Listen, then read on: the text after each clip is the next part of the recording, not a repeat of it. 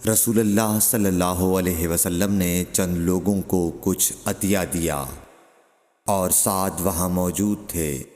وہ کہتے ہیں کہ رسول اللہ صلی اللہ علیہ وسلم نے ان میں سے ایک شخص کو کچھ نہ دیا، حالانکہ وہ ان میں مجھے سب سے زیادہ پسند تھا۔ میں نے کہا حضور، آپ نے فلاں کو کچھ نہ دیا، میں اسے مومن گمان کرتا ہوں۔ آپ نے فرمایا مومن یا مسلمان؟ میں تھوڑی دیر چپ رہ کر پھر پہلی بات دہرانے لگا۔ حضور صلی اللہ علیہ وسلم نے بھی دوبارہ وہی جواب دیا۔ پھر آپ نے فرمایا کہ اے سعد، باوجود یہ کہ ایک شخص مجھے زیادہ عزیز ہے، پھر بھی میں اسے نظر انداز کر کے کسی اور دوسرے کو اس خوف کی وجہ سے یہ مال دیتا ہوں کہ وہ اپنی کمزوری کی وجہ سے اسلام سے پھر جائے اور اللہ اسے آگ میں اوندھا ڈال دے۔